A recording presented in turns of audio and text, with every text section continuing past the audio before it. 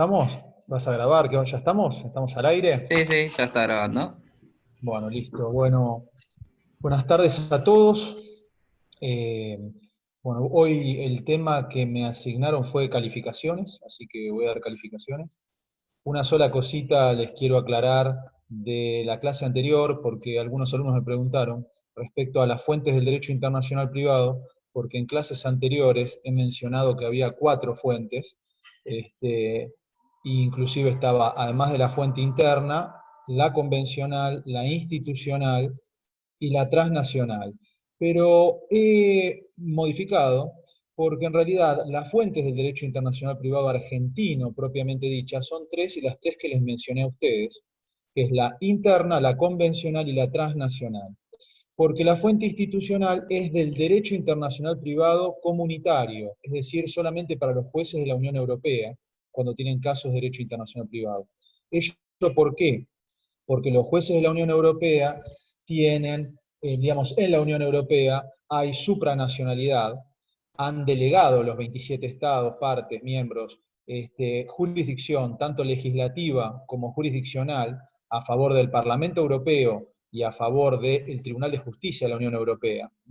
Y el Parlamento Europeo tiene potestades para dictar normas, que llaman normas derivadas, y esas normas son de aplicación inmediata y de efecto directo. ¿Qué significa? Los estados sí o sí las tienen que aplicar y no es necesario la ratificación. Y el derecho comunitario y los reglamentos inclusive tienen jerarquía superior a las convenciones internacionales. ¿Está?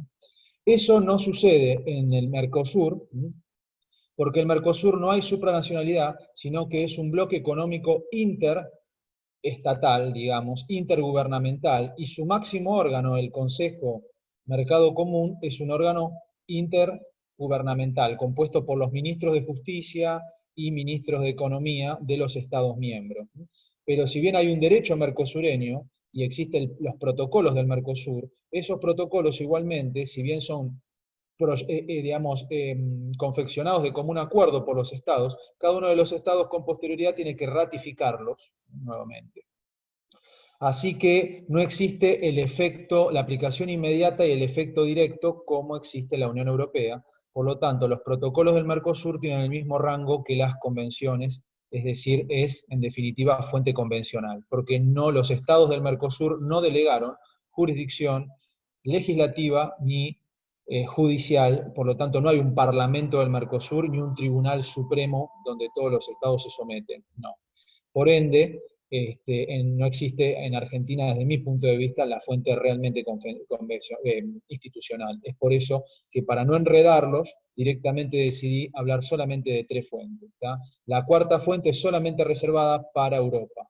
Esto que quede claro. Lo único que cuando se interpreta un tratado del Mercosur, por ejemplo, o el Protocolo de Buenos Aires sobre jurisdicción internacional, la interpretación y aplicación que haga, por ejemplo, el juez argentino, debe ser una interpretación común porque tiene que tener en cuenta el carácter integracionista del bloque económico del Mercosur, ¿no?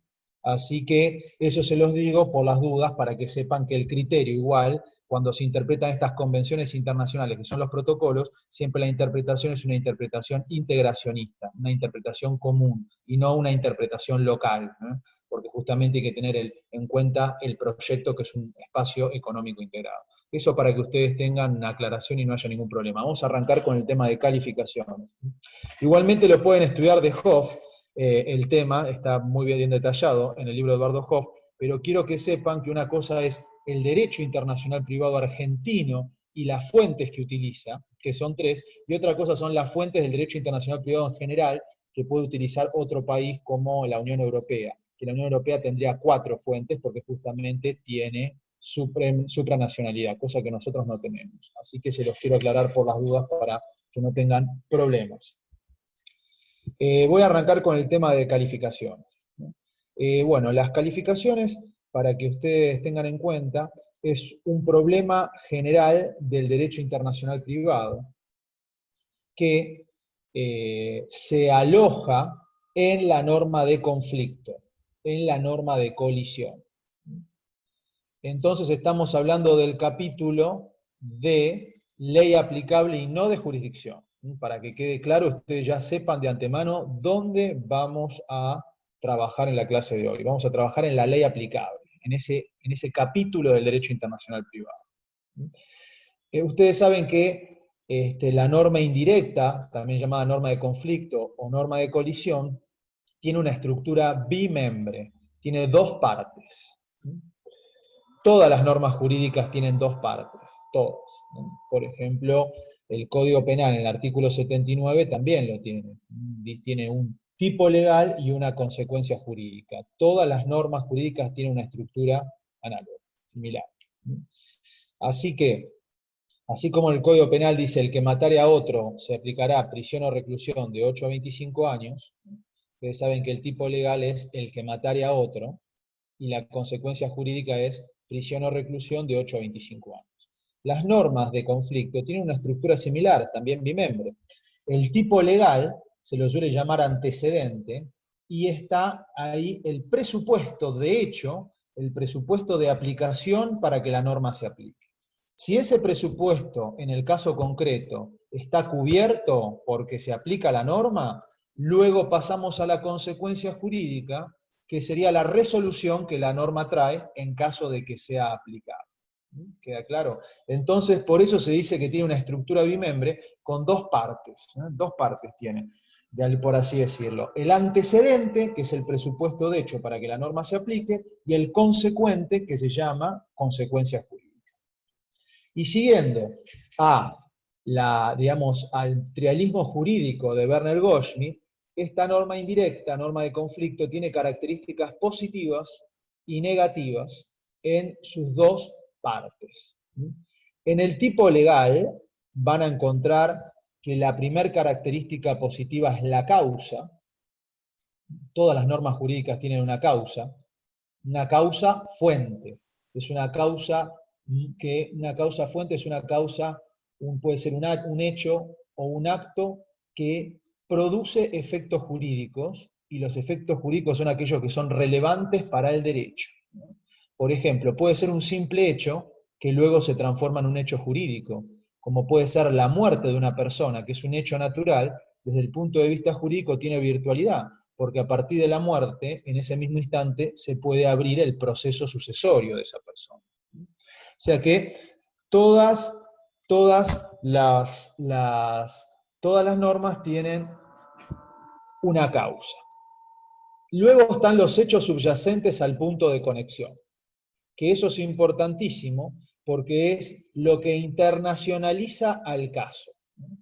Una persona puede fallecer en cualquier lugar, pero va a fallecer en un país determinado, no va a morir en dos países simultáneamente. Entonces, fallecer con último domicilio en Roma puede ser un dato importante, y por eso es un hecho fáctico, es decir, es una realidad. Eso lo trae el caso en sí mismo. Luego viene el fraude a la ley, que ustedes ya lo deben haber analizado, que es una característica negativa del tipo legal, que en esta materia necesita invocación y prueba de parte interesada. Siempre para que haya fraude tiene que haber un perjuicio, no hay perjuicio si no hay fraude. Y el fraude siempre es doloso, no existe el fraude culposo. Siempre hay ardides, maquinaciones, tergiversaciones de la realidad.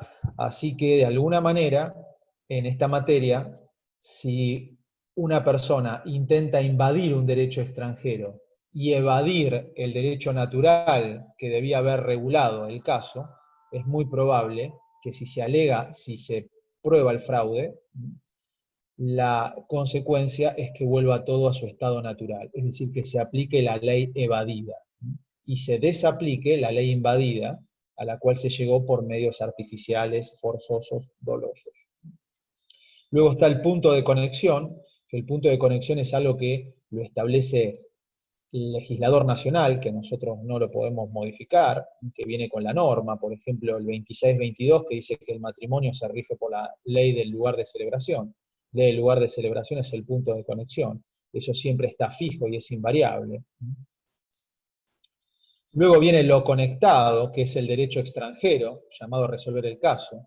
En esta materia, el derecho extranjero, llamado a resolver el caso, lo bautizamos con el nombre de lex causae. que significa ley de la causa. En cambio, al derecho del juez lo denominamos derecho foral o lex fori, que significa ley del foro, ley del juez con competencia en el caso. Y por último, la característica negativa de la consecuencia jurídica es el orden público, que a diferencia del fraude a la ley, el orden público es algo objetivo, que significa el derecho llamado a resolver el caso tiene que ser compatible con nuestros principios de orden público internacional.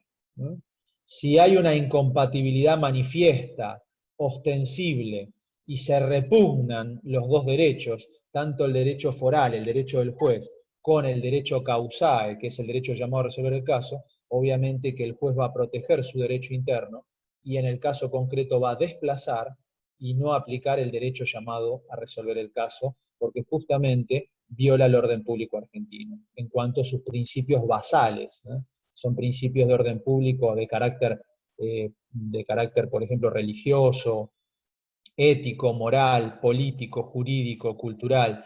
El orden público son los cimientos más importantes de una sociedad en un momento dado.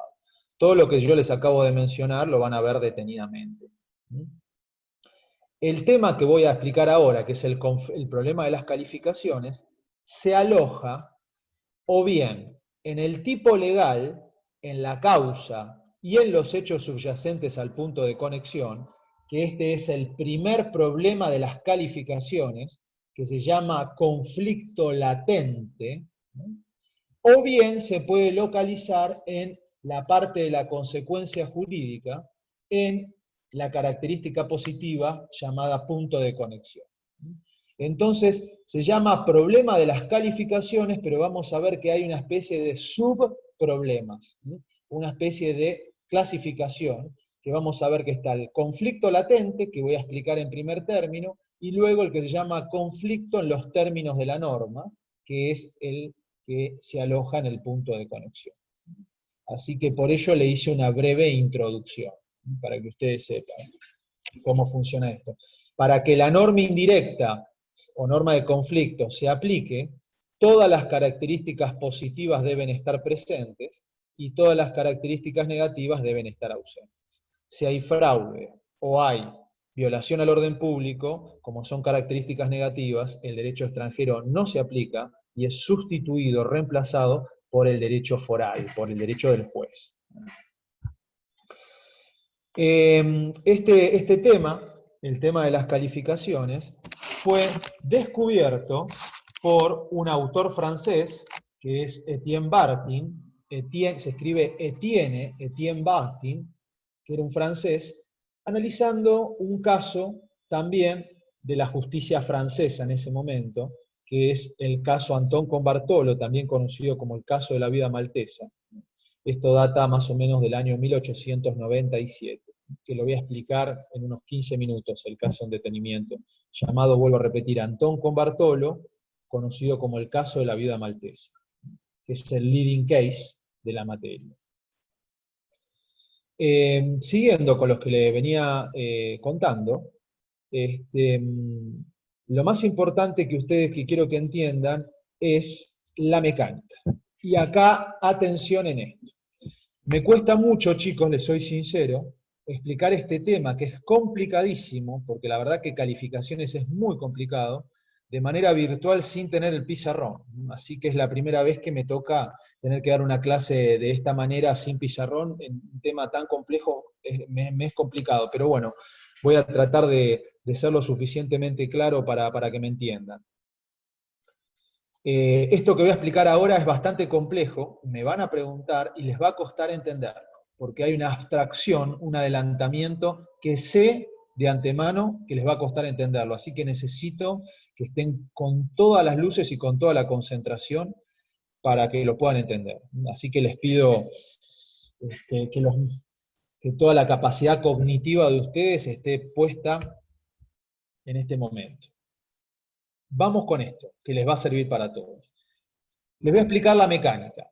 Cuando un juez se le presenta un caso de derecho privado con elementos extranjeros, lo primero que hace, obviamente, es leer la demanda. Primer paso. Luego de leer la demanda, segundo paso, verifica los hechos de la demanda, que en la demanda generalmente suelen estar en el segundo acápite, en el segundo numeral, y se le pone el título de hechos antecedentes, donde está la reseña de los hechos, el relato, la narración que hace el peticionante de la parte fáctica, ¿no?, del caso. Luego que lee los hechos, va a pasar a analizar su competencia, la parte de jurisdicción. Y los hechos narrados por el actor es lo que va a tener el juez en cuenta para ver si se declara o no competente en el caso. En base a esos hechos, va a tratar de buscar una norma de jurisdicción, sea convencional en primer término o subsidiariamente de fuente interna, que lo invista de jurisdicción internacional para él poder entender en la causa y poder tener jurisdicción, es decir, ius dicere, que significa poder decir cuál es el derecho, dictar una sentencia con autoridad de cosa juzgada. Una vez que se declara competente, lo cual debe hacerlo en el primer despacho, en el primer proveído, porque tiene que ver con el acceso a la justicia, y mal podría un juez, de alguna manera, demorar o posponer el tema jurisdiccional a la sentencia definitiva, porque en caso de declararse incompetente, lleva a cabo todo un procedimiento y un desgaste de las partes que luego de alguna manera no resuelve la cuestión debatida. Entonces, lo primero que se hace es analizar la competencia. Si la competencia se declara competente, luego se abre el derrotero, se abre el procedimiento, y ahí siguen cada uno los pasos procesales correspondientes que establezca la ley de rito, la ley procesal. Luego que se declara competente el juez, vamos a ver qué es lo que pide en la demanda el actor, que suele llamarse la pretensión. Pretensión, con S, pretensión. Y acá tengan ustedes muy presente una diferenciación, que tanto la doctrina procesalista italiana del siglo XIX, encabezado por Giuseppe Chioventa, por Mauro Capelletti, por Piero Calamandrei, también lo van a encontrar acá en Uruguay de la mano de Eduardo Couture, y también la doctrina procesalista argentina, tanto la tradicional, Lino Palacio y Roland Arasi, como los actuales, Gossaini, Peirano y Camps, todos hacen la siguiente diferenciación que es clásica, tripartita, entre acción, pretensión y demanda. La acción es un derecho abstracto que tiene el titular de un derecho subjetivo o un interés legítimo violado, vulnerado, para poner en marcha los mecanismos jurisdiccionales para obtener una sentencia, sea favorable o no para el vulnerado, lesionado. Por eso la acción es un derecho abstracto a peticionar a los jueces, ¿no? Luego tenemos la demanda, que la demanda es el acto procesal donde se ejerce la acción y donde realmente se da inicio al proceso judicial, ¿no? Demanda, que es el soporte papel, ahora digital, ¿no es cierto?, con el nuevo expediente electrónico en la provincia de Buenos Aires, pero se sigue llamando demanda. También llamado escrito inaugural o también llamado libelo postulatorio. Cualquiera de estos términos es sinónimo a demanda.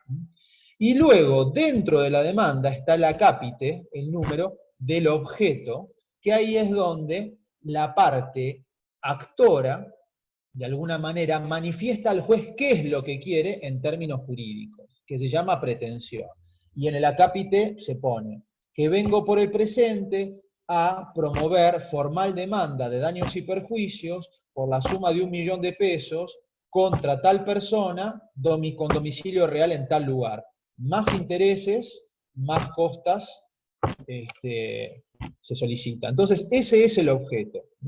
Pero dentro de la pretensión, podemos, que siempre está formulada en términos jurídicos, podemos de alguna manera limarle las aristas jurídicas, ir más profundo y tratar de ver qué es lo que quiere el peticionante sin tantos términos jurídicos, ¿no? Por ejemplo, hay veces que cuando uno inicia una demanda sucesoria, Dice que vengo por el presente a promover el juicio sucesorio de tal persona, de tal fallecido.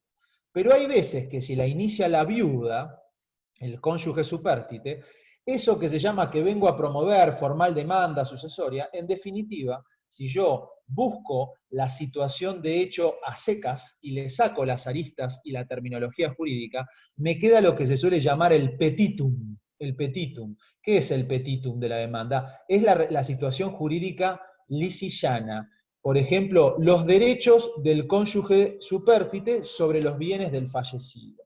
Eso en definitiva es el petitum. Sigo.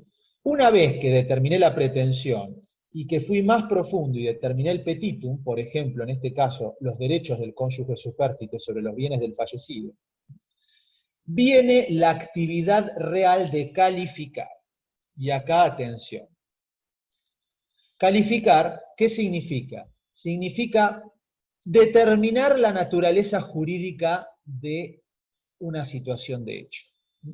Entonces, puede suceder que ante los derechos del cónyuge supérstite, el petitum, que es el objeto a calificar, el juez tenga que buscar una institución que le sirva de apoyatura, de sustento, a eso que se solicita en la demanda. Por ejemplo, los derechos del cónyuge supérstite sobre los bienes, si estamos hablando de derecho argentino, el juez a ese petitum lo va a calificar, lo va a tratar de determinar, va a tratar de definirlo, y va a decir, esto en mi derecho es sucesiones, porque se está transmitiendo por causa de muerte, mortis causa, un patrimonio que se va a llamar herencia a quienes son convocados por ley o por testamento a recibir. Una vez que calificó, buscó la naturaleza jurídica y dijo, esto en mi derecho, ¿qué es? Es esto, es sucesiones, busca la norma de conflicto que en su tipo legal, en su presupuesto de hecho, contenga justamente lo que él previamente definió, o sea, la norma indirecta sobre sucesiones. En nuestro caso, en el caso argentino, sería la norma indirecta del artículo 2644 del Código Civil y Comercial de la Nación. Antiguo artículo 3283 del Código Civil de Vélez. Luego que determinó cuál es la norma indirecta aplicable, la norma indirecta sucesoria, el juez verificará que estén presentes todas las características positivas y ausente las características negativas, y en caso de corresponder, aplicará el derecho extranjero, el derecho privado extranjero, en este caso un derecho sucesorio extranjero, si venimos hablando de sucesiones. ¿Está? Entonces, fíjense ustedes que este es el caminito, el razonamiento de cómo se trabaja en esta materia. ¿Está? Pero pasa un tema. Y acá arrancamos. Y atención, atención. A veces, chicos, a veces, no todos los legisladores del mundo, los legisladores nacionales del mundo, no todos, regulan la misma situación de hecho de la misma forma. Entonces las calificaciones son un problema de cultura ius privatista internacional. Un problema de cultura, de tradición de derecho privado internacional. ¿Qué significa? Que los distintos legisladores del mundo, a la hora de definir, de dar la naturaleza jurídica de lo mismo, por ejemplo, de los derechos del cónyuge supérstite, no coinciden con los institutos donde los encasillan. Por ejemplo, puede suceder que los derechos del cónyuge supérstite, que es el petitum, el legislador nacional francés decidió subsumirlo, encasillarlo en el Instituto de las Sucesiones, que es un modo de transferir el dominio. Mientras que otro legislador diferente, por ejemplo, el legislador de Malta, decidió que la misma situación de hecho, los derechos del cónyuge supérstite, en vez de encasillarlo en las sucesiones, en el Instituto de Sucesiones, lo encasilló en el capítulo de matrimonio del Código Civil maltés dentro de lo que son los efectos patrimoniales del matrimonio. Y fíjense que ahí está el problema de cultura ius privatista internacional que yo recién les acabo de invocar. La misma situación, dos legisladores nacionales la regulan de manera distinta y lo encasillan en distintos institutos, que nada tienen que ver. El legislador francés lo encasilló en el capítulo de sucesiones, que es una transmisión mortis causa de un patrimonio, y es una cuestión mucho más patrimonial y de transferencia del dominio.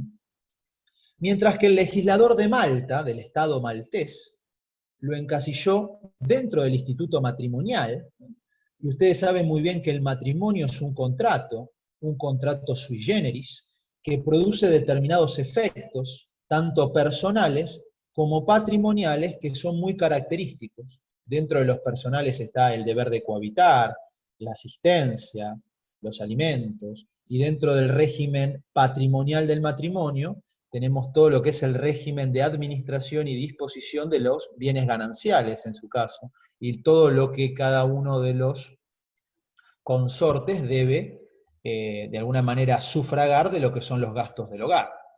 Pero fíjense ustedes que el matrimonio está dentro del derecho de familia, y la familia, de alguna manera, está protegida por los estados de manera, al menos también para el Estado argentino, de manera constitucional y de manera convencional. Pero son dos institutos totalmente diferentes, el sucesorio del matrimonio, y se manejan con distintos principios. Entonces, ahí es donde viene el problema de esta materia de las calificaciones, ¿tá? Donde no hay coincidencia en las regulaciones de los estados a la misma cuestión. Este es el típico ejemplo que después lo vamos a ver de los derechos del cónyuge supérstite. Pero otros ejemplos que se me ocurren que les voy a mencionar para que ustedes ya vayan adentrándose en la temática. Se me ocurre, por ejemplo, que hay otros problemas, por ejemplo, en el transporte benévolo. Hay el transporte benévolo, que es cuando, por ejemplo, se hace dedo en la ruta y el conductor de un auto frena y transporta gratuitamente al transportado, ¿no es cierto? ¿Y qué pasa si hay un accidente? Hay legislaciones que al transporte benévolo lo encasillan como contrato, y si hay un accidente, la responsabilidad es contractual. Mientras que otras legislaciones del mundo lo definen como una cuestión extracontractual, y lo cual tiene mucho que ver, inclusive, en la responsabilidad civil que surja de un daño, por ejemplo, si el automotor vuelca. Porque si la responsabilidad es contractual, generalmente los plazos de prescripción son más amplios, y puede haber inclusive algunas presunciones, y siempre está presente un deber de seguridad que es más agravado.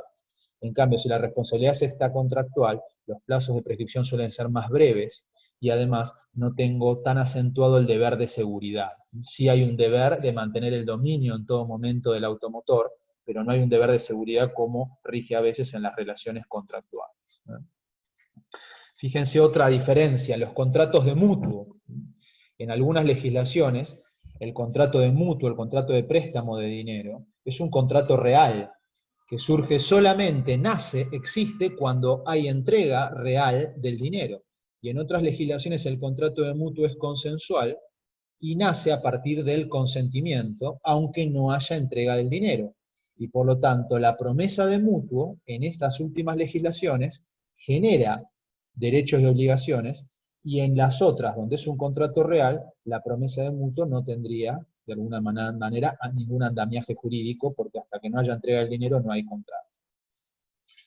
Otra diferencia también que encuentro en el derecho comparado, porque la verdad que el tema de las calificaciones está engrampado de alguna manera dentro de lo que es el derecho comparado, porque hay que saber derecho comparado para hablar de todo esto, es en materia de sucesiones vacantes, por ejemplo, esas sucesiones donde no hay herederos, ¿cuáles son los derechos que tiene el fisco, el Estado, para quedarse con los bienes mostrencos, con aquellos bienes dejados por el causante, que en principio no hay herederos y quedarían en carácter de res nullius, de alguna manera? Algunas legislaciones como, por ejemplo, suele pasar en legislaciones, por ejemplo, Turquía, pasa a veces, que ante una sucesión vacante, el Estado se queda con los bienes, pero se queda con los bienes como un heredero subsidiario, pero el Estado es heredero, es heredero. Y en otras legislaciones, ¿no?, donde existe el instituto de la bona vacantia, como es en Argentina, ¿no?, si no hay herederos, el Estado se queda con los bienes, pero no como heredero subsidiario, sino que el Estado tiene una suerte de derecho de apropiación, de confiscación sobre los bienes sin dueño, ¿no?, porque surge de su soberanía territorial.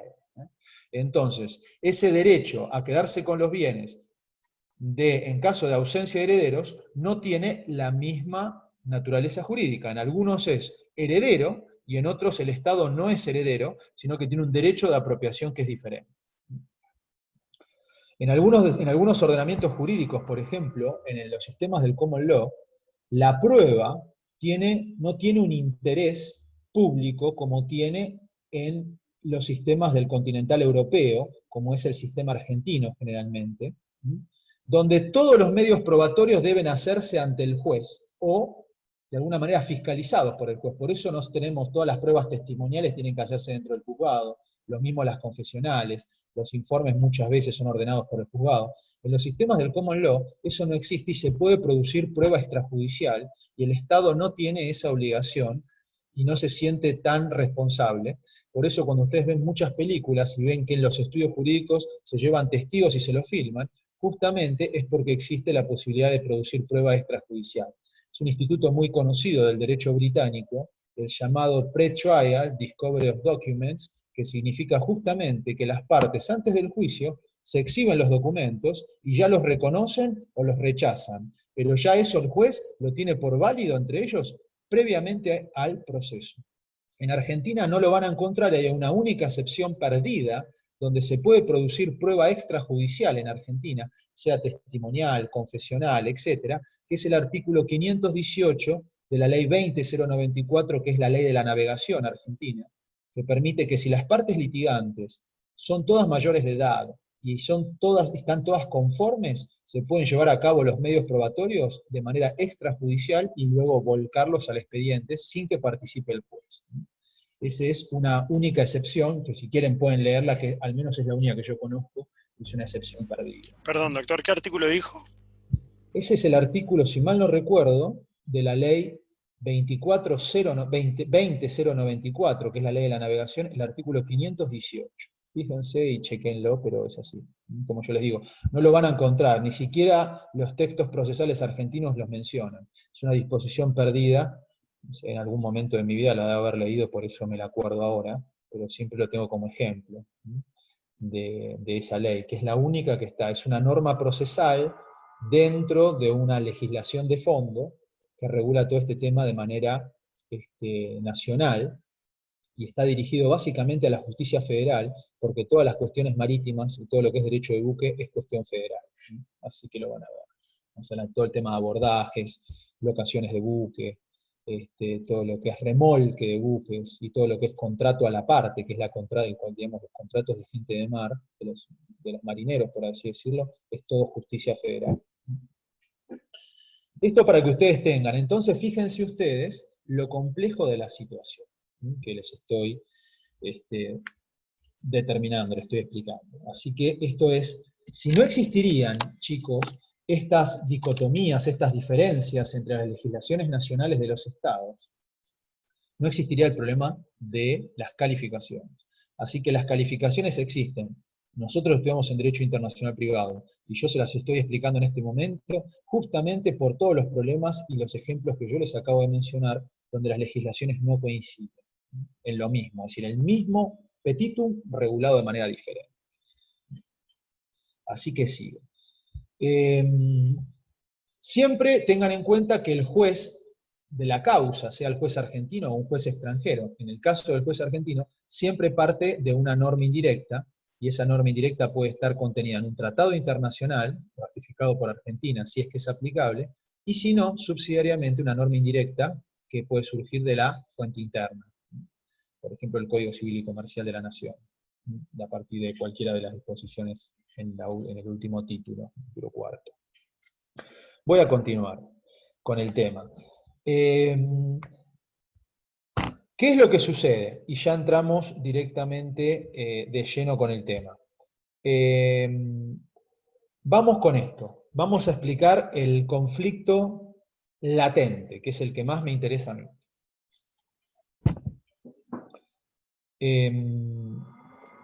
Siempre, chicos, tengan en cuenta, se los voy a decir porque es importante. Se me vino a la mente. En realidad, calificar, chicos, siempre calificamos y los abogados nos pagan para calificar. Nuestro trabajo es calificar. Porque nosotros, el derecho, es una ciencia social. Y es un instrumento, el derecho, para lograr la paz social, que es su fin último y el más importante, la paz social, la pacificación de la sociedad. Para lo cual, el derecho estudia conductas. Y a esas conductas las estudia y las normativiza, es decir, hace normas jurídicas, y esas normas jurídicas tienen un tipo legal que lo que hace justamente es captar conductas, captar hechos. Y la consecuencia jurídica que es, ¿qué pasa con esos hechos?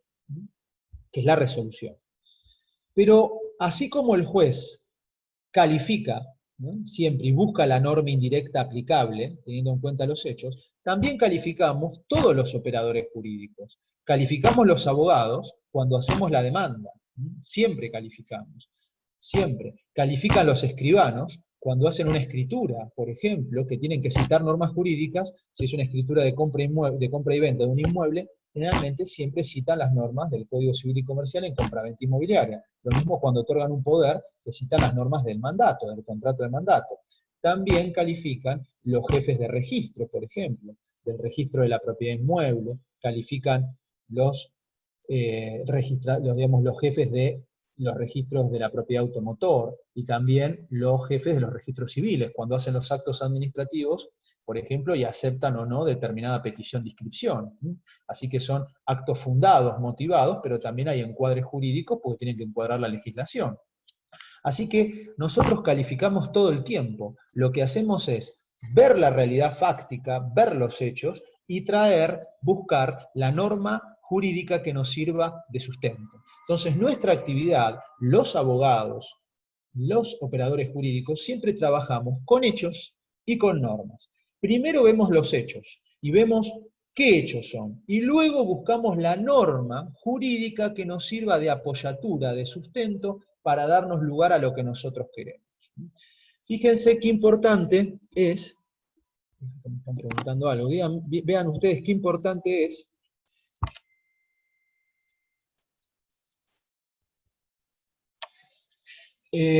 por ejemplo, fíjense qué importante que es cuando, de alguna manera, el artículo 375 del Código Procesal de Provincia de Buenos Aires, el Código Procesal Civil de la Provincia de Buenos Aires, y también su par, el artículo 377 del Código Procesal Civil de Nación, establecen que cuando se establece la carga de la prueba, que la carga de la prueba es un término que justamente acuñó el papá de Werner Goldschmidt, James Goldschmidt, que una carga procesal es un imperativo impuesto en el propio interés. ¿Qué significa? No es una obligación contestar la demanda, es una carga. Si yo no contesto la demanda, luego tengo que hacerme cargo de las consecuencias, de que si no contesto, no puedo contradecir y no puedo ofrecer prueba. Yo no estoy obligado a contestarla, pero si no contesto, es una carga y luego vienen los efectos por la incontestación. ¿Qué sucede? Así como están las cargas procesales, están las cargas probatorias, y cada parte tiene su onus probandi, su carga de probar. Entonces, cada parte tiene la obligación de probar los hechos que hagan al presupuesto de aplicación de la norma jurídica que invoque como fundamento de su pretensión, o bien de su defensa, o bien de su excepción previa, ¿no? Entonces, fíjense que cada parte debe probar los hechos que le sirven de fundamento de la norma que utilice como pretensión, ¿qué significa? Para atacar. o bien el demandado de la norma que utilice para defenderse o para excepcionarse. ¿Queda claro? Entonces fíjense lo importante, y eso es lo que hacemos siempre en cada uno de los procesos, los abogados. En las demandas ponemos el acápite de hechos, los desarrollamos, y luego invocamos el acápite de derecho. En el acápite de derecho decimos cuáles son las normas que justamente nosotros utilizamos para apoyar nuestra posición, y esas normas se van a aplicar porque nosotros vamos a probar los hechos que invocamos en el acápite de hechos. Eso es la actividad del abogado, ¿no? Y que los jueces terminan dirimiendo, para que ustedes tengan una idea. Entonces calificamos todo el tiempo. Sigo, vamos al conflicto latente. El conflicto latente, tengan ustedes en cuenta, que es uno de los problemas de las calificaciones. Y es un problema que se da en primer lugar y que debe ser resuelto en primer término. Porque el conflicto latente es un conflicto que el juez debe resolver para seleccionar la norma de conflicto que va a utilizar para el caso concreto que se le somete. Entonces, el conflicto lo resuelvo, el conflicto latente, para determinar la norma indirecta aplicable. El típico caso de conflicto latente es el caso que se suscitó con motivo de la sentencia en el caso Antón con Bartolo, que ahora voy a pasar a explicarles. Les voy a explicar el conflicto latente conjuntamente con el fallo Antón con Bartolo. Siempre que ustedes aborden un caso, digamos un caso de derecho internacional privado, digamos un fallo de derecho internacional privado, divídanlo en tres partes. Uno, ¿cuáles son los hechos? Primer ítem. Segundo ítem, ¿cuáles son las leyes en contacto o cuáles son las jurisdicciones en contacto? Si es un tema jurisdiccional, es cuáles son las jurisdicciones en contacto, y si es un tema de ley aplicable, cuáles son las leyes en contacto. Y en tercer lugar, cuál es la resolución definitiva del caso.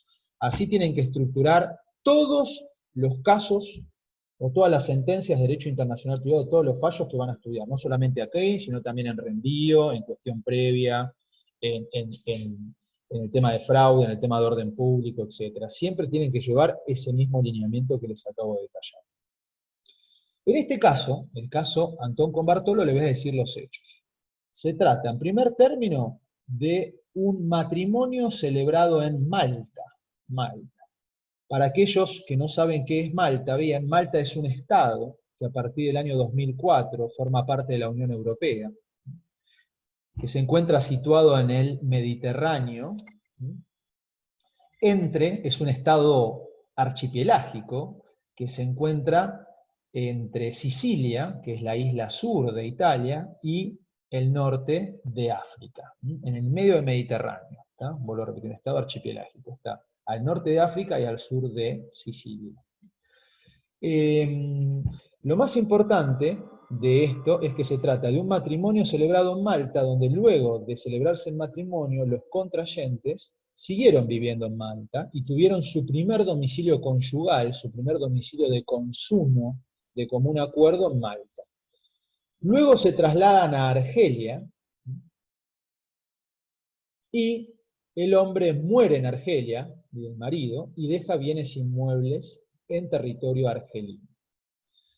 Aquí es muy importante el factor del tiempo. ¿Por qué? Porque esto sucede en 1897 y esto es un fallo que resolvió la Corte de Apelaciones de Argelia.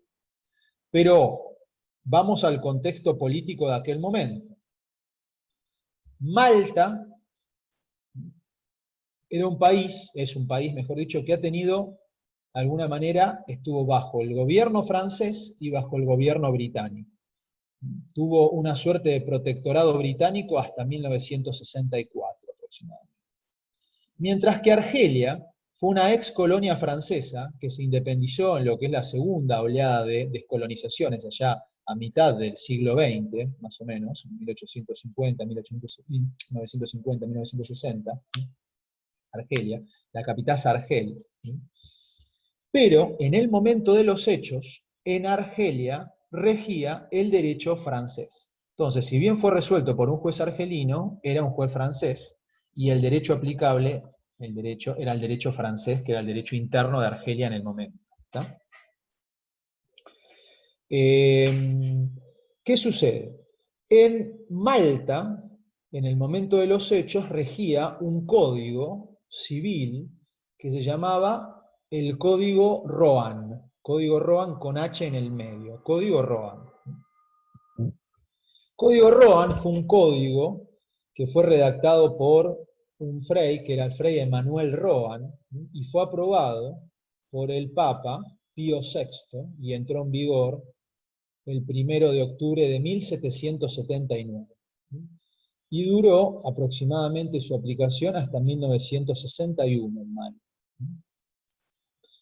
Era un código donde obviamente regulaba todas las cuestiones de derecho privado, un código, es decir, sacro-militar, porque siempre recuerden ustedes que Malta es un estado ultracatólico, muy católico. Está la Honorable Orden de Malta, que por ahí lo estudiaron en Derecho Internacional Público, que tiene subjetividad internacional, que tiene que ver con los Caballeros de San Juan. Y es un país con mucha historia, Malta.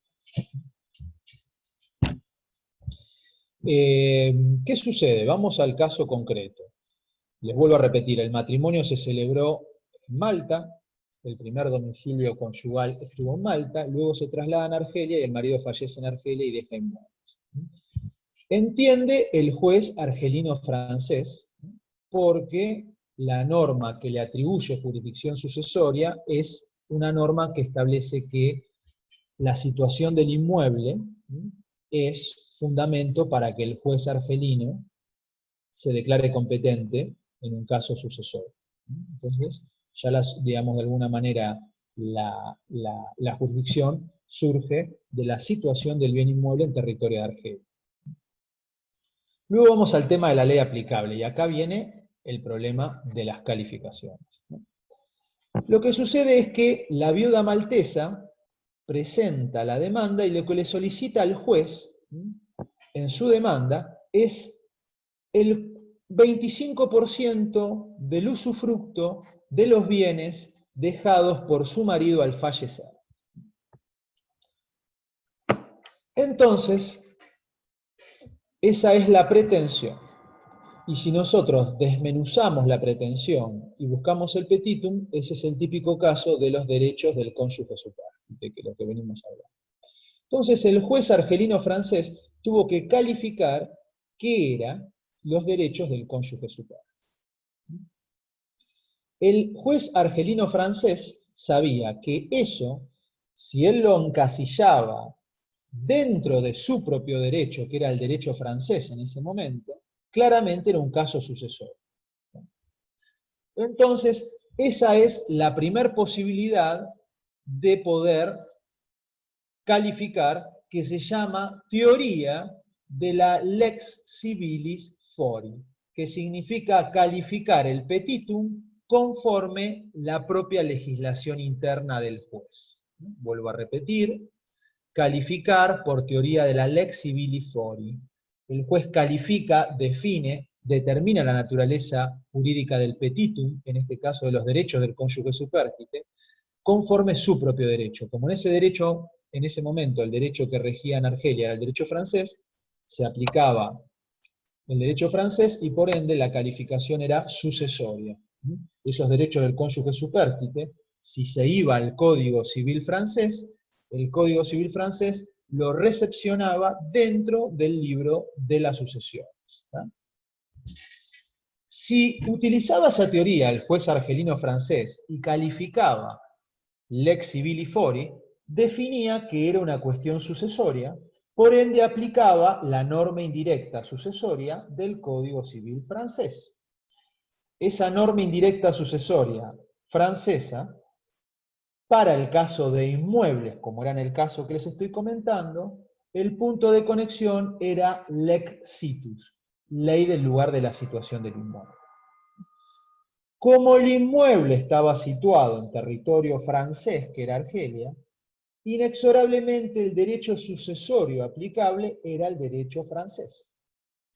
Y bajo el derecho francés, la viuda no heredaba porque su derecho no estaba previsto.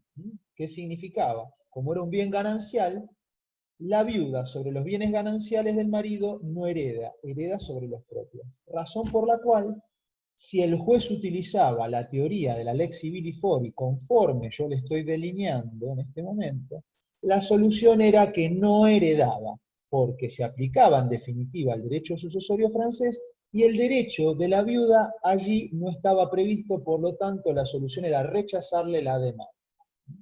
Entonces fíjense ustedes que eso es calificar conforme lex civilis fori. El juez argelino francés califica conforme derecho francés, utiliza la norma indirecta francesa que manda aplicar el derecho sucesorio francés, como les acabo de comentar. Y la solución es que no herede. Bien.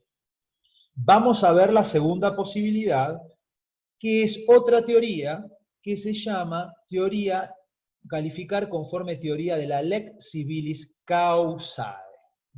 Y acá, chicos, viene lo más importante y quiero que estén con las antenas totalmente activas y que me escuchen bien con esto, porque esto es complicado lo que les voy a decir. Y no tengo el pizarrón, así que sepan entender. Calificar por lex civilis causae, yo les dije al comienzo de la clase que lex causae es derecho llamado a resolver el caso. Entonces, ustedes me van a decir, ojo, me van a preguntar, ¿por qué? Porque si voy a calificar conforme lex civilis causae, voy a calificar conforme la ley llamada a resolver el caso. Entonces significa que me voy a adelantar en los hechos. Acá la viuda le dice al juez que lo que quiere es el usufructo del 25% de los bienes dejados por el marido al morir, y que su derecho, ese derecho, el usufructo del 25%, que se llama, es un instituto del derecho romano, que se llama el cuarto de la viuda pobre, el cuarto por el 25%, de alguna manera, en ese momento estaba consagrado en el artículo 17 y 18 del Código Rohan, que era la legislación de Malta. Entonces la viuda le dice, mi derecho está en el Código de Rohan, que es el derecho civil maltés. Señor juez, el derecho que usted tiene que aplicar es el derecho civil maltés. Ahí está mi derecho al 25% del usufructo. Esa es la lex causa, el derecho llamado a resolver el caso. Señor juez, ¿cómo usted llega al derecho civil maltés? Ahora le paso a explicar.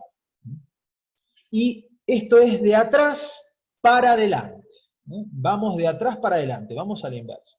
El derecho aplicable es el derecho civil maltés, artículo 17 y 18 del Código de Rohan, donde estaba el derecho de la viuda. ¿Cómo llego a este derecho? Entonces, ahí le explicamos. Y vamos para adelante. Señor juez, si usted califica los derechos del cónyuge supérstite, ¿cómo los califica el derecho llamado a resolver el caso, que es el Código de Malta, el Código Civil Maltés, y usted lee el Código Civil Maltés, señor juez francés, se va a dar cuenta que en el Código Civil Maltés mi derecho está dentro del régimen de bienes del matrimonio. Va a tener que leer el capítulo de matrimonio. Entonces, si usted califica los derechos del cónyuge supérstite como califica el derecho maltés, usted encasíllelo de esa manera y diga que es una cuestión matrimonial como está allí en el derecho aplicable. Número uno, el juez que hace califica y dice esto es matrimonio, el juez francés. Luego, una vez que encasilló y definió que es una cuestión matrimonial de efectos patrimoniales del matrimonio, pasa a utilizar la norma indirecta que le va a servir de base.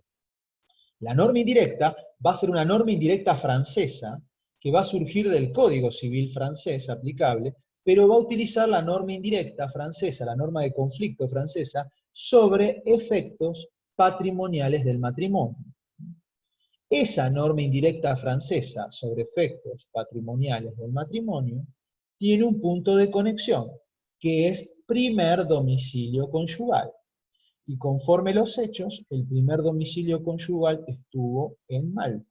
Por ende, esta norma indirecta manda a aplicar derecho maltés y por ende se aplica el Código de Rohan y por ende se aplica los artículos 17 y 18 del 25% del usufructo peticiero. Entonces, fíjense ustedes cómo el mismo juez utiliza en cualquiera de las dos teorías, dos normas indirectas diferentes, ambas normas indirectas francesas, del Código Civil francés. Pero en una utiliza la norma indirecta francesa sucesoria y en otra utiliza la norma indirecta francesa de régimen de bienes en matrimonio. Y la diferencia está en cómo el juez se encasilló previamente. Si encasilló conforme derecho francés, dijo que era sucesión. Si encasilló como derecho civil maltés, como el derecho llamado a resolver el caso, dijo que era una cuestión matrimonial. Obviamente, esto es lo que sucedió en el caso Antón con Bartolo, y el juez de la causa, el juez argelino francés, optó por calificar lex civilis causae y hacer lugar a la demanda y reconocerle el 25% del usufructo a la viuda peticionante. ¿Queda claro? Así que es muy complejo, pero quiero que lo entiendan, la verdad que es muy complejo. Siempre recuerden que en la lex civilis causae, en esta segunda posibilidad, siempre es de atrás para adelante. Hay una abstracción, un adelantamiento inevitable. En cambio, la lex civilis fori es mucho más simple, porque el juez califica conforme a su propio derecho. En la otra es del derecho llamado a resolver el caso, y tengo que explicar cómo llego a ese derecho. ¿Tá? Así que bueno, es muy complejo, traté de ser lo más claro posible, así que quiero que me digan si lo entendieron y escríbanme si hay alguno que no entendió o necesita que le explique con más detenimiento algo, y si no, sigo. Profe, perdón, entonces no Sí. se aplica la lex civili causae. Miren, como conclusión, como colorario, les digo, en el caso Antón con Bartolo, el juez resolvió conforme lex civilis causae. ¿Qué significó? El juez argelino francés calificó como una cuestión de matrimonio a los derechos del cónyuge supérstite, y luego utilizó la norma indirecta francesa sobre régimen de bienes en el matrimonio, y luego aplicó el primer domicilio conyugal, y luego aplicó el derecho maltés. ¿Se dan cuenta? Entonces resolvió. ¿Qué es lo que quiero decirles? Que esto se llama conflicto latente, que es lo que aconteció en el caso Antón con Bartolo, y existen dos teorías que el juez puede seleccionar para el caso concreto: la lex civilis fori o la lex civilis causae. En el caso Antón con Bartolo, se optó por la lex civilis causae por los motivos que yo ahora voy a pasar a explicar. Entonces, frente a este conflicto latente, que como vuelvo a repetir, es un conflicto en la naturaleza jurídica del petitum, donde los dos países conectados definen la misma cuestión de manera distinta. En este caso, Malta decía que era un aspecto matrimonial, en los derechos del cónyuge supérstite, mientras que Francia decía que era una cuestión sucesoria, y eran los dos países conectados, era Argelia y Malta. Argelia en ese momento, vuelvo a repetir, Francia. Se da este problema, y hay dos teorías, la de lex civilis fori y la de la lex civilis causae. Determinar cuál es la aplicable en el caso concreto es justamente una de las cuestiones más complicadas del derecho internacional privado. Fíjense que en el caso de Antón con Bartolo podría haber utilizado cualquiera de las dos, pero optó por la que le daba lugar al derecho reclamado por la viuda y desechó la que la excluía de la sucesión. Van a ver, y esto tengan en cuenta ustedes algo importante, que en el derecho internacional privado van a encontrar muchas teorías que van a dar a desembocar en aplicar una ley de un Estado o la ley de otro Estado, que pueden ser totalmente diferentes, y una hacer lugar a la demanda y otra rechazar la demanda. Así que el juez nunca puede a priori decir: yo siempre a las calificaciones y al conflicto latente lo resuelvo por lex civili fori. No. Tiene que ver en cada caso concreto cuál de las dos teorías se ayorna mejor a las necesidades del caso. ¿Y cuáles son estas necesidades del caso? ¿Qué es lo que el juez tiene que valorar? Generalmente, el juez tiene que tener en cuenta, para seleccionar cuál de las dos teorías va a utilizar, esto. Primero, lo que se llama las preferencias materiales. En todo el derecho privado existen preferencias materiales. Cuando nosotros hablamos del derecho de las obligaciones y de los créditos, siempre el principio es el favor debitoris, a favor del deudor. Siempre que nosotros hablamos, por ejemplo, del derecho laboral, la presunción, digamos, es siempre lo que es el principio pro operario. Cuando hablamos de consumidor, la preferencia es el favor consumidor. Cuando hablamos de menores, la preferencia es el favor minoris, o el interés superior del niño en este caso. Cuando hablamos de filiación, siempre hay que estar a favor de la filiación, es decir, favor filiatorium. Cuando hablamos de alimentos, siempre a favor del alimentado. Cuando hablamos de matrimonio, siempre a favor de la conservación del matrimonio. Cuando hablamos de testamentos, siempre a favor del mantenimiento del testamento. Entonces estas son todas preferencias que el juez siempre tiene que tener en cuenta. Entonces, si está en un caso matrimonial y puede utilizar dos leyes, siempre tiene que utilizar, por ejemplo, la que desemboque en la validez del matrimonio y no en la nulidad.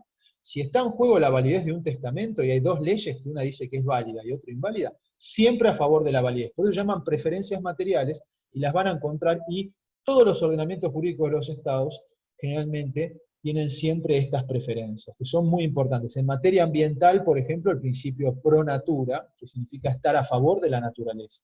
Temas importantísimos. En responsabilidad civil, es muy importante, en materia de daños, la preferencia del favor victimae, o también llamado pro damato, que significa a favor del dañado, que también son muy importantes para que el juez tenga en cuenta, y en el derecho internacional privado sirve justamente para saber por qué vía ir. Por otro lado, también otro principio que ustedes deben saber de esta materia es el principio de la equidad, muy importante. Y cuando se tiene que elegir una teoría como la que estoy hablando, la que les referí, la lex civilis forio, la lex civilis causal, justamente en el caso Antón con Bartolo, el juez no lo dice expresamente, pero trató de buscar una solución equitativa y optó que la que mayor equidad daba en el caso concreto era la teoría de la lex civilis causae, que era reconocerla al 25%, porque también habrá visto que estaba en juego la subsistencia de la viuda, que no es una cuestión baladí insignificante, entonces optó en dejarle algo y por eso eligió ese camino.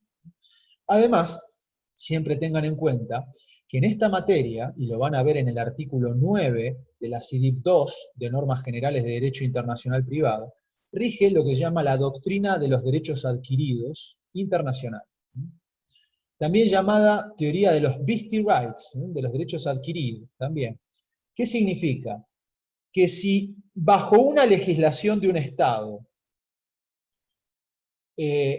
una persona obtuvo un derecho sin fraude, de alguna manera ese derecho tiene que ser reconocido, tiene que tener eficacia extraterritorial en otros ordenamientos jurídicos, en otros estados, siempre y cuando no haya fraude ni sea contrario al orden público. En definitiva, lo que les quiero decir, que rige el principio del mantenimiento de los derechos adquiridos. O sea, que si una situación se creó válidamente al amparo de una ley nacional, y luego el efecto es tratar de reconocerla y que despliegue efectos jurídicos en otro país, salvo que sea contrario al orden público o que haya fraude. Eso es lo más importante para que ustedes tengan, y siempre tenganlo en cuenta lo que yo les digo. Por eso ahora se habla de lo que se llama la norma de conflicto materialmente orientada. ¿Qué significa? El juez, cuando utiliza la norma indirecta, tiene que tratar de que el derecho aplicable sea el mejor. ¿Y cómo es el mejor derecho aplicable? El derecho sustancial mejor. El que le dé, de alguna manera, un resultado al caso que sea más satisfactorio, más funcional a todas las preferencias que yo recién les acabo de detallar. Así que eso es lo más importante que ustedes tienen que tener en cuenta. Acá me pregunta Carmela, ¿siempre va a depender de la petición que se haga? Siempre, siempre, porque los jueces en materia de derecho privado siempre tienen en cuenta qué es lo que se pide, porque si el juez resuelve otra cosa distinta a la que se pide, incurre en lo que se llama una sentencia ultra petita o extra petita, lo cual rompe el principio de congruencia procesal. Muy importante. Me pregunta Beatriz Herrera, ¿qué pautas tiene el juez para elegir una u otra teoría? Beatriz, tiene exactamente las mismas pautas que te acabo de mencionar yo. La equidad, las preferencias, que son lo más importante que les acabo de mencionar. No, ahora me pregunta Florencia, ¿esta sería la clasificación o no? La clasificación la voy a decir en la brevedad, en unos 15 minutos voy a hablar de las clasificaciones las clasificaciones de las calificaciones. En 10 minutos lo voy a tratar. No, chicos, generalmente las preferencias materiales en las legislaciones coinciden, no las he visto. Miren, por más que las tradiciones jurídicas de las legislaciones nacionales sean diferentes, haya legislaciones nacionales que se adscriban al régimen continental europeo, haya legislaciones nacionales que se adscriban, se enrolen dentro de lo que es el sistema continental europeo, legislaciones que se enrolen en el sistema islámico, legislaciones que se enrolen en el sistema ruso, legislaciones que se enrolen en el sistema africano de África Negra y Madagascar, o legislaciones que se enrolen en el sistema jurídico hebreo, que son los grandes sistemas jurídicos del mundo, tienen todos principios muy similares, y en esto que les acabo de mencionar es prácticamente coincidente. No lo he encontrado en otros. En esto es como un mínimo común denominador en casi todas las legislaciones que al menos yo conozco. Fíjense, por ejemplo, que en Japón, parecería estar dentro del sistema asiático, dentro de lo que es la tradición jurídica asiática, Japón es un país, justamente, que se enrola en el sistema continental europeo, y Japón, hacia finales del siglo XIX, copió toda su legislación de Alemania y tiene un código civil y un código de comercio muy similar al alemán, y el alemán es muy similar al francés, y el francés es muy similar al argentino. Así que la legislación japonesa es una legislación muy similar a la argentina. Es más, les voy a decir algo. Argentina se copió de una norma japonesa, y eso lo van a encontrar en el artículo 124 de la Ley de Sociedades 19.550, donde Argentina tomó la norma de sociedades offshore, nada más ni nada menos, del artículo 124 del Código Civil japonés. Y si no me creen, lean la exposición de motivos de la ley 19.550, hecha por Odriozola, que fue uno de los autores, por Fargosi, que fue uno de los autores, y por Isaac Alperín, que fue uno de los autores de esa ley. Leanlo, que ahí van a encontrar lo que yo le digo. Y el artículo 2505 del Códice Civil también es un antecedente del 124 de la actual ley de sociedades.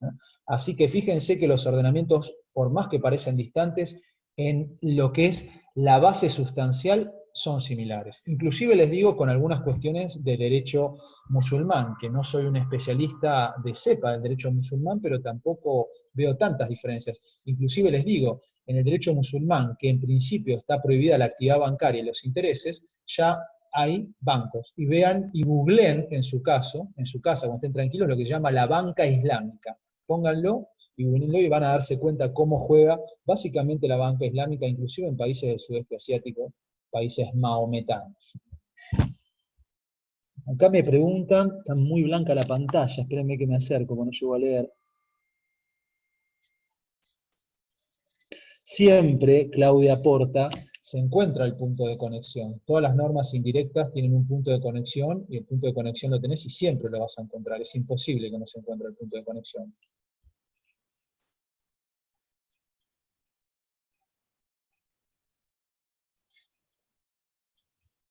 Seguimos con la clase. Otro conflicto es el conflicto... Disculpe, doctor, ¿me puedo hacer una consulta? Le escribí para no interrumpirlo. Rápido porque me queda poco tiempo. Sí, no, rápido. A ver si entendí bien. Entonces, en todos los casos de conflicto latente, van a estar contrapuestas la lex civilis fori y la lex civilis causae. Digamos, no sale de ahí. No sale de ahí, exactamente, no hay otra teoría. Eso es para el conflicto latente, y fíjense, chicos, que es para buscar la norma indirecta aplicable al caso. El juez francés tuvo las dos posibilidades, las dos normas indirectas, potencialmente aplicables, y seleccionó la norma indirecta matrimonial francesa.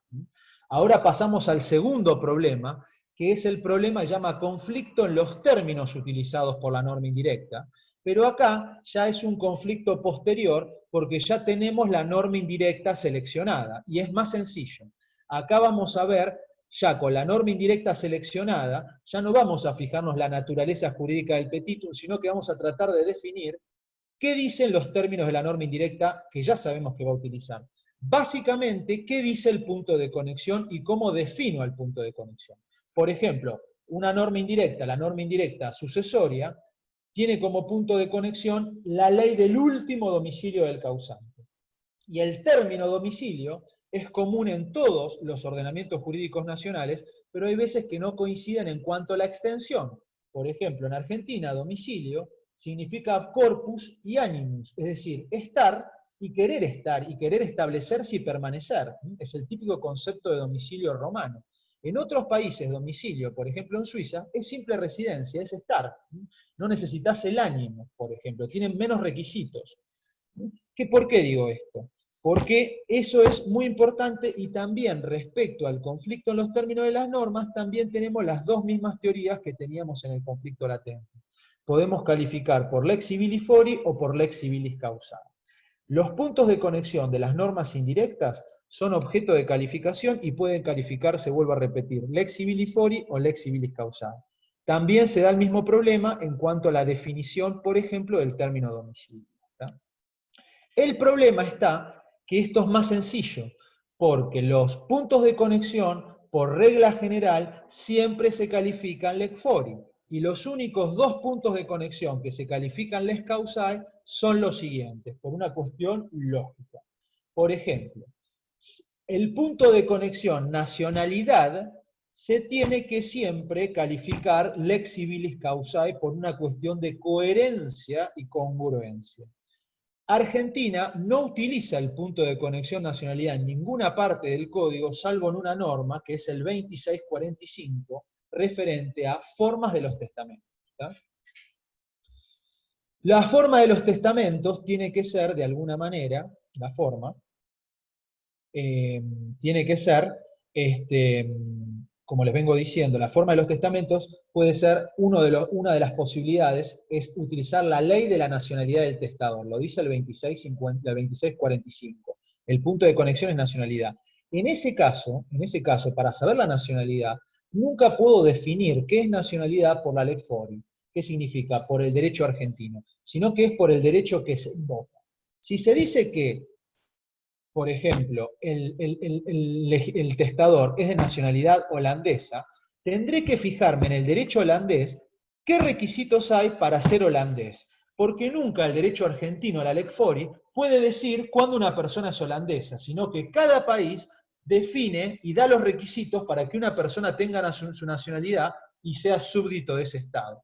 Entonces, Argentina puede decir cuándo una persona es argentina, pero no puede decir cuándo una persona es alemana, sino que cada Estado se atribuye la potestad de decir cuándo una persona es nacional de su Estado.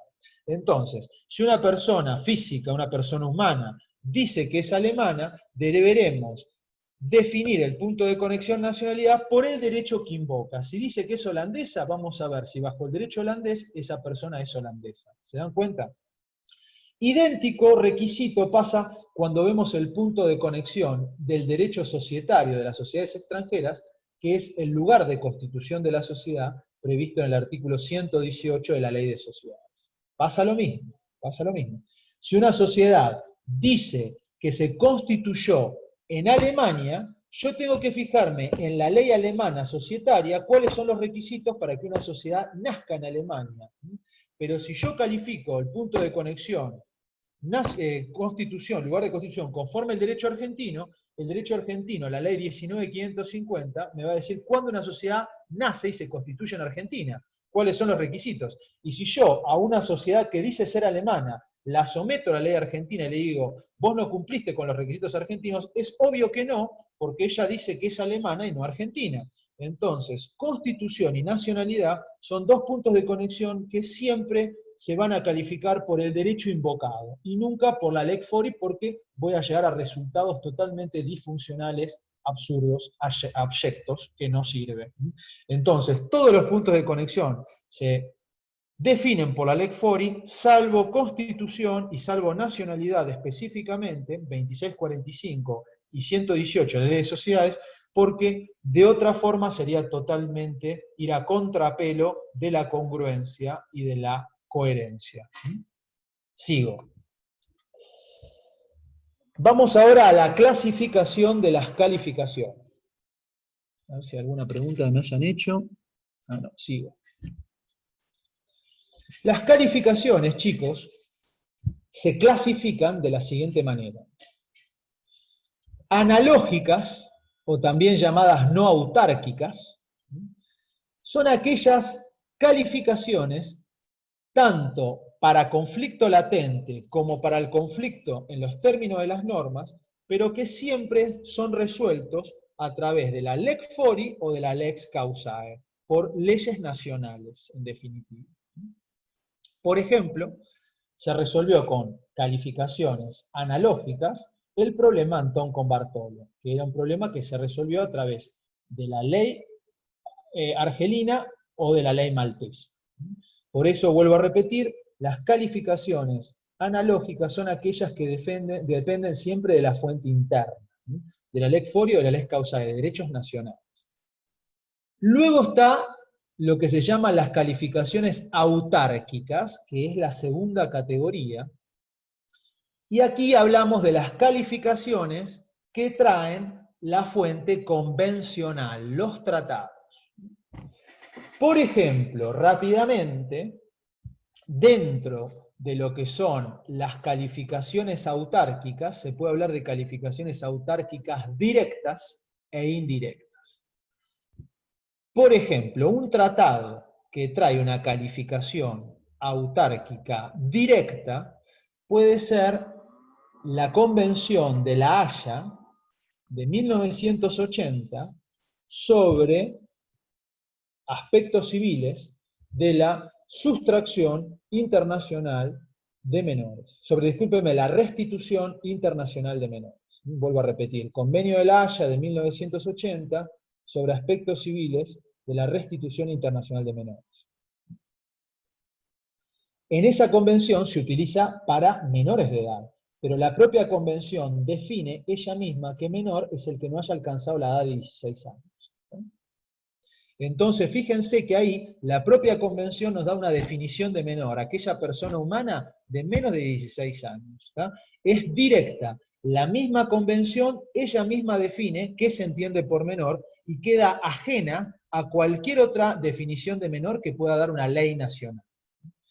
Pero luego también están las calificaciones autárquicas indirectas. Por ejemplo, el convenio argentino-uruguayo de 1980 sobre protección internacional de menores, define menor, pero ya no como el convenio de La Haya que les acabo de mencionar, que dice que es menor de 16 años, sino que en este convenio bilateral argentino-uruguayo se es menor, pero la definición de menor la vamos a sacar de la ley de la residencia habitual del menor en sí mismo. O sea, el convenio no define que es menor, sino que nos dicen busquen la definición de menor en la ley de la residencia habitual del menor. ¿Se dan cuenta entonces? Uno es una calificación autárquica directa, que es la de La Haya, que nos dice que es menor de 16 años, y en cambio, en el convenio bilateral argentino-uruguayo, la definición de menor es indirecta porque hay que irla a buscar a una legislación nacional. ¿A cuál? A la de la residencia habitual del menor. Esa misma ley nos va a definir cuándo se entiende que es menor y a qué edad se llega a la mayoría de edad, por supuesto, y se deja de ser menor y ya se tiene plena capacidad. Sigo. Luego también están las calificaciones, que se llaman calificaciones por medio del derecho comparado. Y de estas calificaciones por medio del derecho comparado hay dos posibilidades. La calificación que se hace por derecho comparado, que la hace el juez en el caso concreto para dictar sentencia, o la calificación por derecho comparado que la hace el legislador en oportunidad de legislar, de dictar un código o una ley.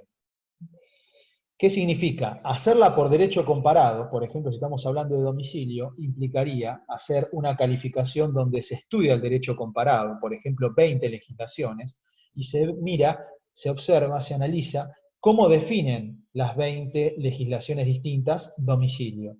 Si de las 20, 16 dicen que domicilio es corpus más animus, el juez, por ejemplo, cuando dicta sentencia puede decir que para él domicilio es corpus más animus porque así lo dice la mayoría de las legislaciones nacionales estudiadas.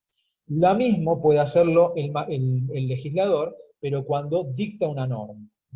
Por ejemplo, mucho del Código Civil griego, de 1940, se llama el Ásticos Codex, ¿no?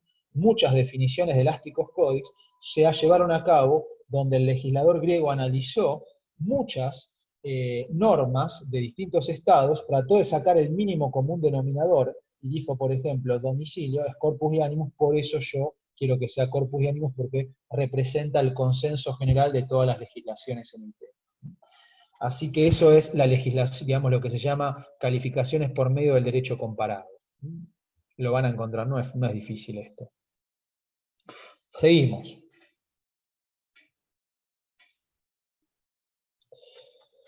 Ya vimos clasificación. Bueno, vamos a ver ahora, de alguna manera, dos problemas que se generan habitualmente digamos, en la problemática, que lo van a encontrar en los libros. ¿Alguien tiene alguna pregunta? No sé si se está escuchando bien, díganme.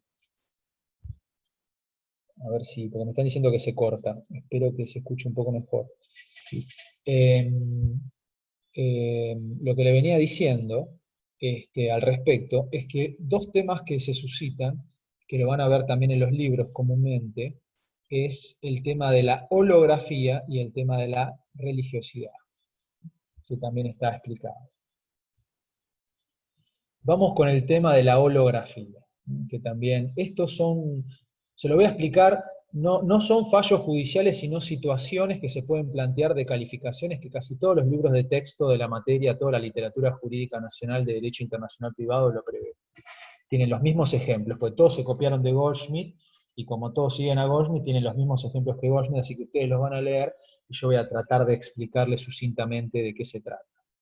Voy a fijar qué hora es, son las... Vamos a arrancar con la holografía. La holografía fue un problema, básicamente en casos que conectaban a Francia con Holanda, en materia de testamentos.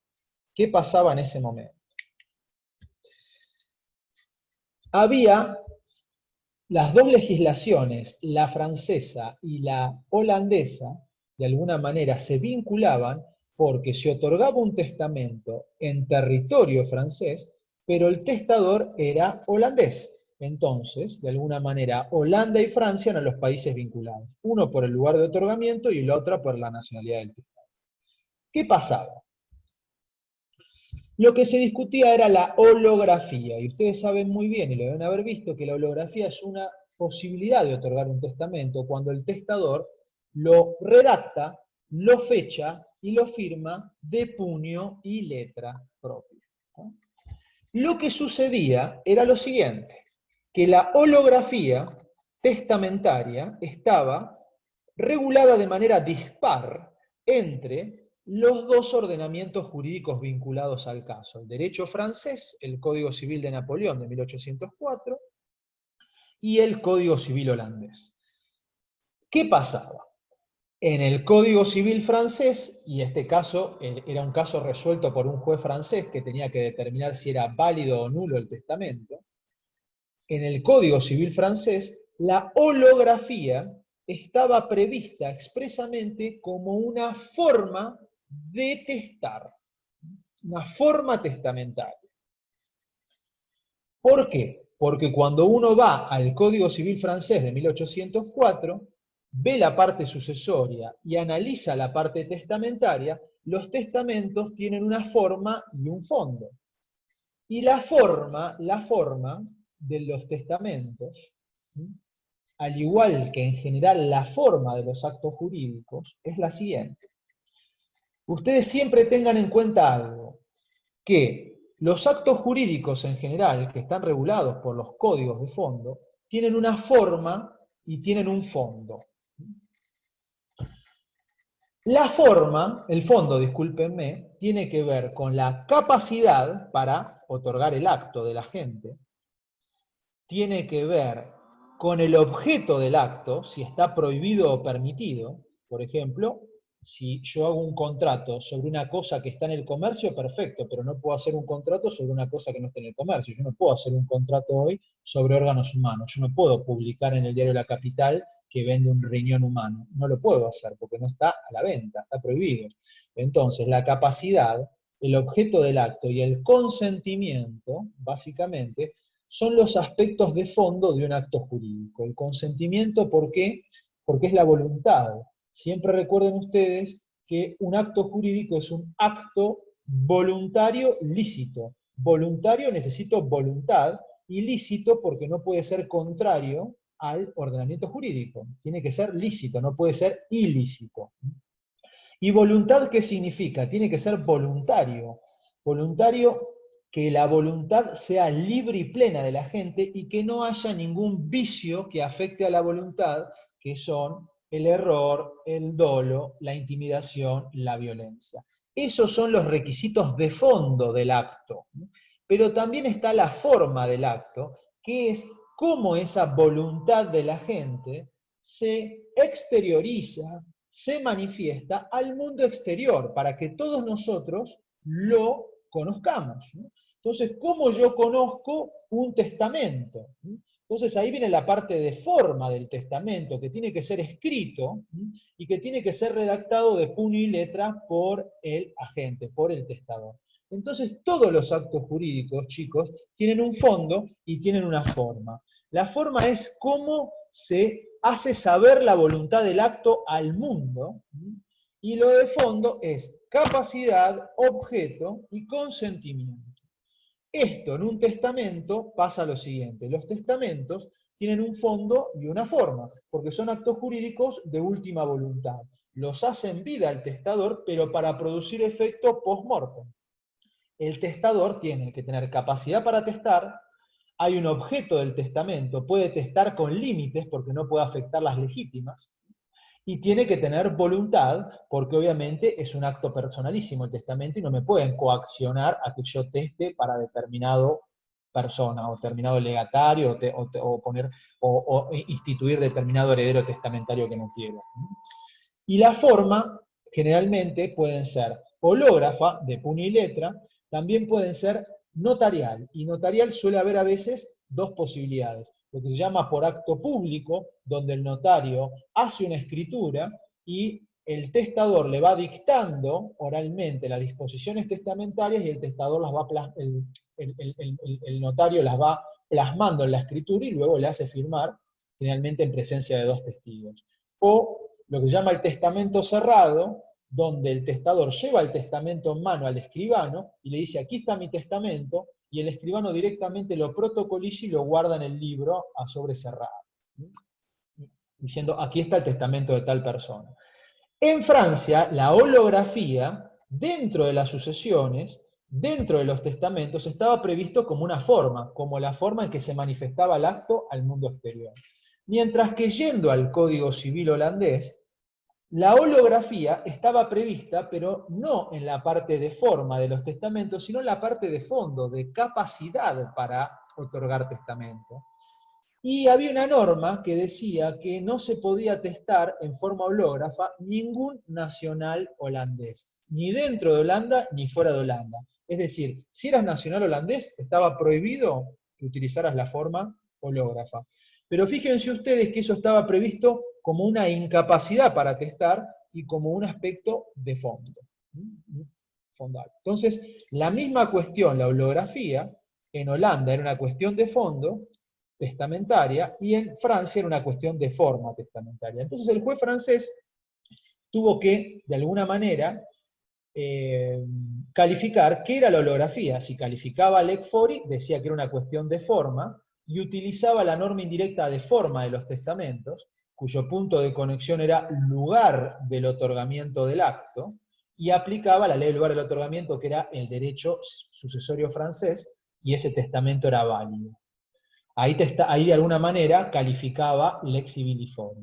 Y si calificaba por Lex Civilis Causae, ya utilizaba la calificación del Código Civil holandés, tenía que decir que era una cuestión de fondo, y utilizar la norma indirecta francesa sobre capacidad para testar, que el punto de conexión era nacionalidad del testador, y como el testador era holandés, se llegaba al derecho holandés, y obviamente como estaba prohibido, el testamento era nulo, sin virtualidad, sin efectos jurídicos.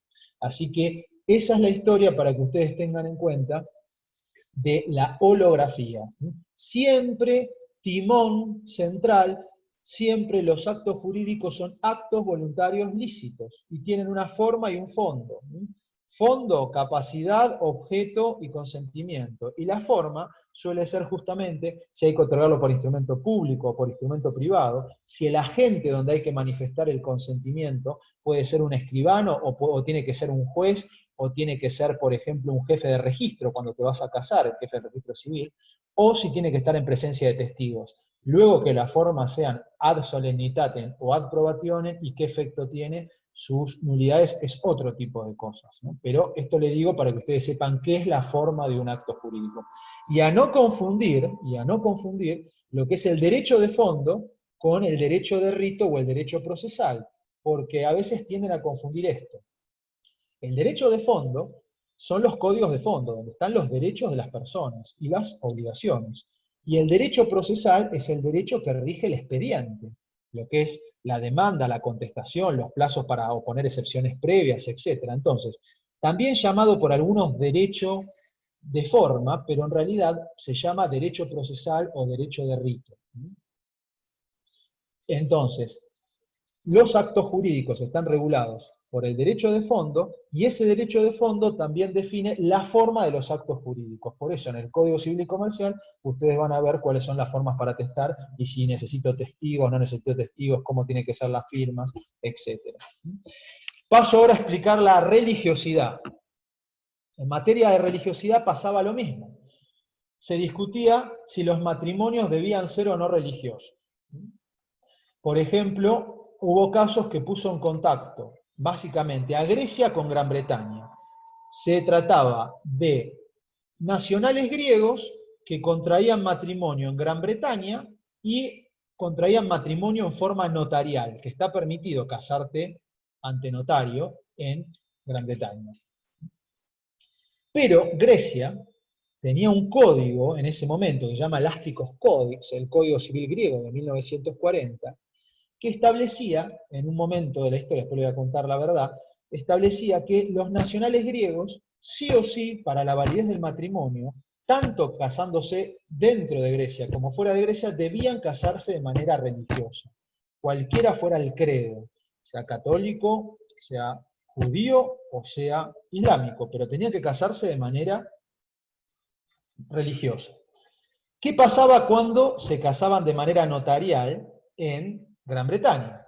Y luego había algún tema que se planteaba en la justicia británica de nulidad o validez de ese matrimonio. Y pasaba lo mismo, el juez británico tenía que, de alguna manera, calificar qué era religiosidad. La religiosidad para el derecho británico era una cuestión de forma. Si la voluntad de casarte, el consentimiento, lo tenías que manifestar ante una autoridad especial, por ejemplo, sea una autoridad religiosa, sea un notario o sea el jefe del registro civil, pero es una cuestión de forma. Mientras que el Código Civil griego, dentro de las incapacidades nupciales, la incapacidad para contraer matrimonio, establecía que no te podías casar si no era por forma religiosa. Entonces lo establecía como una cuestión de fondo, dentro de lo que es la capacidad. Fíjense. Entonces el juez francés, ante la validez o nulidad de matrimonio, le tocaba justamente la encrucijada, y optaba siempre por calificarlo lex fori, porque si lo calificaba lex fori, utilizaba la legislación británica, y en la legislación británica era una cuestión de forma. Y la forma de los matrimonios en ese momento, la norma indirecta, sometía la forma a la ley del lugar de celebración. Y como se habían casado en Gran Bretaña, el matrimonio se declaraba válido. Fíjense ustedes que los dos ejemplos que yo les doy, tanto en la religiosidad como en la holografía, siempre se resolvió a favor del testamento o a favor del matrimonio, coincidiendo con lo que le dije hace 20 minutos de las preferencias materiales. Favor testamento en un lado y favor matrimonio en el otro. ¿Se dan cuenta? Más o menos para que ustedes tengan en cuenta. Eso es básicamente lo más importante. Hay fallos en Argentina que han tratado el tema. El leading case más importante es Antón con Bartolo, que les acabo de mencionar. Hay otro caso muy importante, que es una sentencia que se llama Banco de Montevideo contra Compañía Azucarera Tucumana, que es una sentencia de un juzgado en lo comercial de Capital Federal, del año 1964, que fue cuando fue juez, el que luego se transformó en el mejor abogado comercialista hasta el día de la fecha en Argentina, que es Héctor Alegría, quien tuve el gusto de conocer cuando cuando mi viejo hizo la defensa de tesis doctoral por allá en el año 2000 en la UBA, porque fue el jurado de tesis, y es uno de los mejores abogados, e inclusive fue catalogado como uno de los mejores abogados del mundo. Cuando ustedes les pregunten cuáles son los mejores abogados del mundo, ustedes fíjense quiénes están enlistados en la lista de árbitros del Tribunal de Arbitraje de la CCI, que es la Cámara de Comercio Internacional de París. Ahí están los mejores 100 abogados del mundo, que son aquellos a quienes les confían resoluciones de juicio de miles y millones de dólares, por ejemplo, en conflictos petroleros que pueden ser de 1.000 o 2.000 millones de dólares. Así que quien figura en la lista de la CCI de arbitraje puede considerarse ser uno de los mejores juristas del mundo porque es totalmente especial. Se los digo para que sepan más o menos cómo viene. Este juez, Héctor Alegría, cuando tuvo que resolver esto en el año 1964, se trató de la ejecución de un saldo deudor de una cuenta corriente bancaria de un banco de Montevideo, que se ejecutó en el domicilio del demandado, que estaba en Argentina porque la compañía era, obviamente, una compañía argentina. Y el juez tuvo que ver qué era ese saldo deudor de este banco de Montevideo. Y se da la paradoja de que el saldo deudor de cuenta corriente bancaria bajo el derecho de fondo uruguayo no era un título ejecutivo, y bajo el derecho vigente en aquel momento en Argentina, el derecho de fondo, que era el artículo 793 del Código de Comercio y derogado, era un título ejecutivo. ¿Y qué pasa? Tuvo que aplicar la ley aplicable a los títulos ejecutivos. En este caso, la ley aplicable, discúlpenme, tuvo que buscar cuál era la ley aplicable al contrato de cuenta corriente bancaria. Y la ley aplicable en ese caso estaba en el Tratado de Derecho Civil de Montevideo, en el artículo 37 que vinculaba a Uruguay con Argentina, que dice que es la ley del lugar de cumplimiento de los contratos. Y como en materia de cuenta corriente bancaria, el lugar de cumplimiento es el banco emisor, el contrato se cumplía obviamente en Uruguay.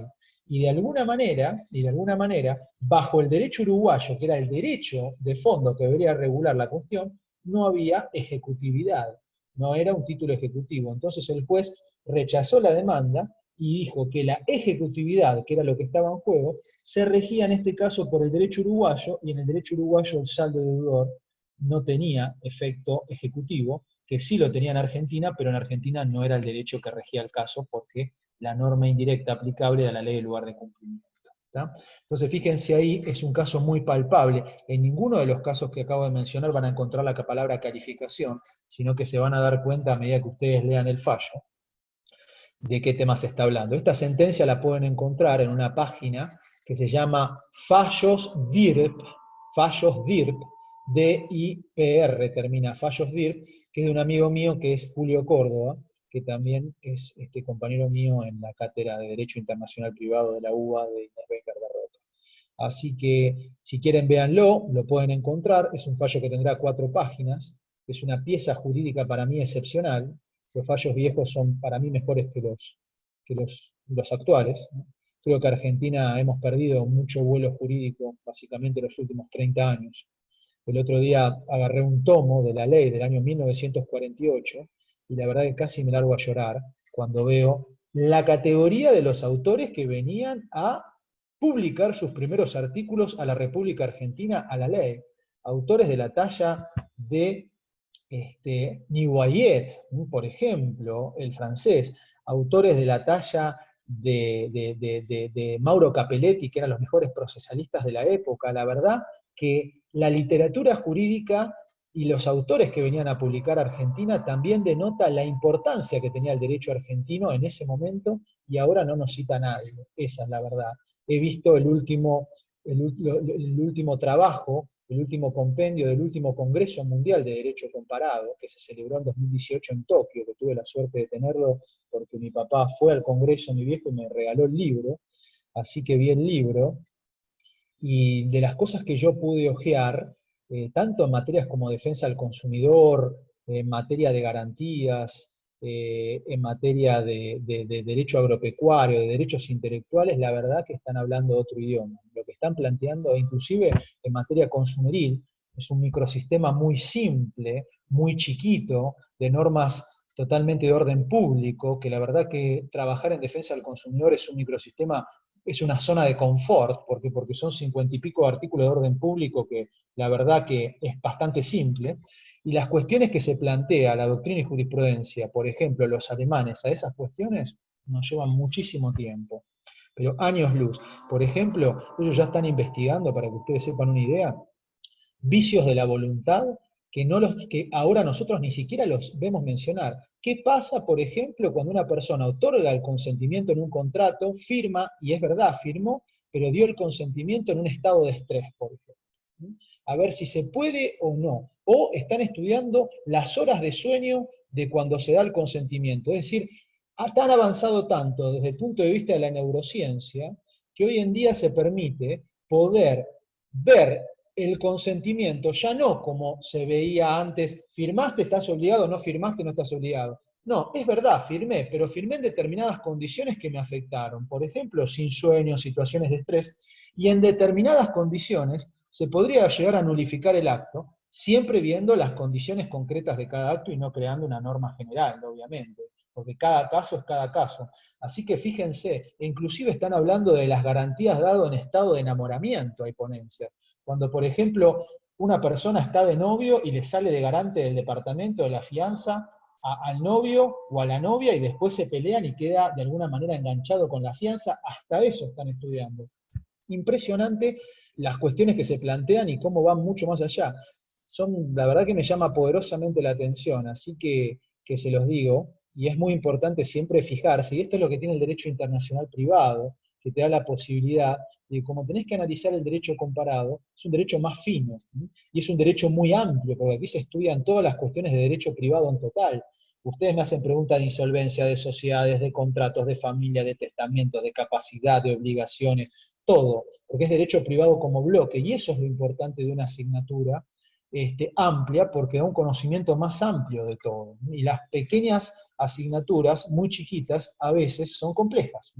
Por eso yo siempre digo, a mí, en mi humilde opinión, pueden ustedes opinar lo contrario, siempre traten de tener una mente amplia y estudien derecho en general, y la especialidad es importante, pero hay que ser especialista de todo, de todo.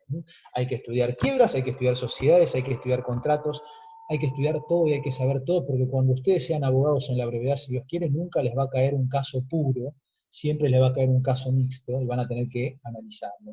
Así que por eso se los digo, para que ustedes tengan en cuenta. Bueno, gente, me voy porque se me está haciendo tarde y ya deben tener que entrar. A ver qué me dice, se escucha bien, se nos cortan 5, bueno, gracias. No sé si tienen alguna duda, algo que me quieran preguntar antes de terminar, se los contesto.